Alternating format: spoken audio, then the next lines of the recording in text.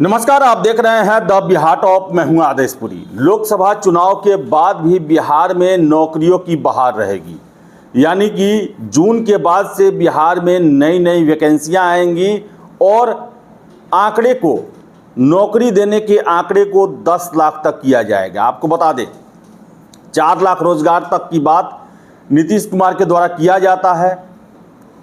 87,000 शिक्षकों की बहाली का प्रोसेस चल रहा है और लोकसभा चुनाव खत्म होने के बाद बिहार में फिर से नौकरियों की बहार आएगी और 10 लाख नौकरी देने के बाद ही बीजेपी या फिर जदयू विधानसभा चुनाव में वोट मांगने जाएगी। ऐसी बातें सम्राट चौधरी के द्वारा कही गई। आपको बता दें, सम्राट चौधरी राज्य के डिप्टी सीएम हैं और कल उन्होंने ये बातें मुजफ्फरपुर में कही जब राजभूषण निषाद के नॉमिनेशन में वो गए थे। आपको बता दें कि जो उन्होंने बातें रखी वो बताते हैं, रोजगार को लेकर राजद के नेताओं की ओर से गलत बयानी की जा रही है। हमारी सरकार ने बिहार में युवाओं को रोजगार दिया। हम गारंटी देते हैं कि अगले 1 साल में 10 लाख युवाओं को रोजगार देंगे। इसके बाद ही वर्ष 2025 के विधानसभा चुनाव में वोट मांगने आएंगे। शुक्रवार को मुजफ्फरपुर के क्लब मैदान में भाजपा प्रत्याशी राजभूषण चौधरी निषाद की नामांकन रैली और सीतामढ़ी के डुमरा हवाई अड्डे मैदान में एनडीए समर्थित जदयू प्रत्याशी देवेश चंद्र ठाकुर के लिए आयोजित आशीर्वाद सभा में प्रदेश भाजपा अध्यक्ष सह उप मुख्यमंत्री सम्राट चौधरी ने ये बातें कही। सम्राट चौधरी ने कहा कि मतदाताओं से मिले अपार जनसमर्थन से बनी एनडीए सरकार ने न केवल गरीब को सिर छुपाने के लिए आवास दिया, बल्कि सदियों से खुले आसमान के नीचे रह रहे रामलला के लिए भी भव्य मंदिर बनाकर उनको स्थापित किया। अब माता जानकी की बारी है। आपका समर्थन एक बार फिर से मिल जाए तो सीतामढ़ी में भी माता जानकी के लिए भव्य मंदिर का निर्माण कराया जाएगा। तो बता दें कि ये जो है चुनावी अन्य वादे हैं, लेकिन रोजगार को लेकर जो है अब बिहार में चर्चा होने लगी है। तेजस्वी यादव शुरुआत से ही, जिस दिन आचार संहिता नहीं लगा, जिस दिन से उनकी सरकार गई, तब से ही वो खुले मंचों से कहते आ रहे हैं कि हमने 17 महीनों में लगभग 5 लाख रोजगार दिए, नौकरियां दी सरकारी। हालांकि आंकड़े जो हैं वो चाहे नीतीश कुमार दें या तेजस्वी यादव दें, ये आंकड़े जो हैं बढ़ा चढ़ा के दिए जा रहे हैं। अगर देखा जाए बिहार में तो 2,20,000 शिक्षकों को नौकरी दिया गया, इसके अलावा कोई भी नौकरी नहीं मिला।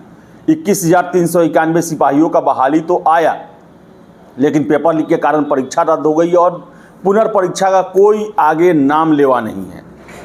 बीपीएससी टीआरई 3 87,000 शिक्षकों की भर्ती के लिए परीक्षा तो हुआ, लेकिन पेपर लीक हो गया और पुनर्परीक्षा 10 और 11 जून को प्रस्तावित है। इसके अलावा बता दें कि द्वितीय इंटर स्तरीय परीक्षा लगभग 12,000 पदों पर बहाली होने वाली है, लेकिन परीक्षा का कोई ठिकाना नहीं है। आगे देखा जाए तो अभी एक दरोगा का प्रोसेस चल रहा है, जिसका फिजिकल भी जून में होने वाला है।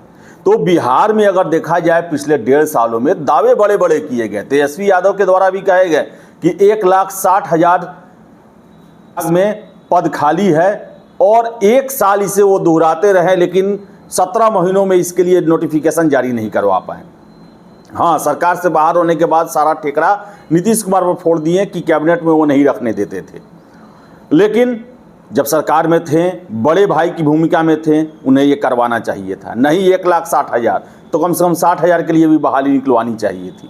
लेकिन अब बता दें आपको, हम तेजस्वी यादव के ही दिए गए मुद्दे जो कि 2020 के विधानसभा चुनाव में दिए गए थे, उसके बाद से ही बिहार में रोजगार एक महत्वपूर्ण मुद्दा बना था। अब न चाहते हुए भी एनडीए को भी उस मुद्दे पर आना पड़ रहा है। कल प्रधानमंत्री भी रोजगार को लेकर अपने मंतव्य बिहार में रखें और सम्राट चौधरी का साफ साफ कहना है कि हम 10 लाख रोजगार देने के बाद ही 2025 के विधानसभा चुनाव में वोट मांगने जाएंगे। अब सबसे बड़ी बात है कि रोजगार का उन्होंने चर्चा किया, सरकारी नौकरी का चर्चा नहीं किया। और रोजगार को लेकर बता दें, बिहार में सरकारी नौकरी के अलावा कहाँ रोजगार दिया जा सकता है आपको भी पता है। ना प्राइवेट सेक्टर है, ना इंडस्ट्री है, कुछ भी नहीं है।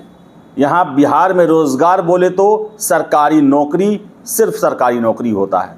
तो रोजगार का उन्होंने वादा किया है 10 लाख, आशा करेंगे कि सरकारी नौकरी की सूरत में ये होगा और जून के बाद यानी 4 जून को जब रिजल्ट आ जाएगा उसके बाद बिहार में बड़े पैमाने पर वैकेंसी जारी होगी और ईमानदारी से, पारदर्शिता से, समयबद्ध तरीकों से ये परीक्षाएं ली जाएंगी और बिहार के युवाओं का कल्याण किया जाएगा। हम आशा कर सकते हैं। आपका क्या राय है कमेंट बॉक्स में ज़रूर बताएं।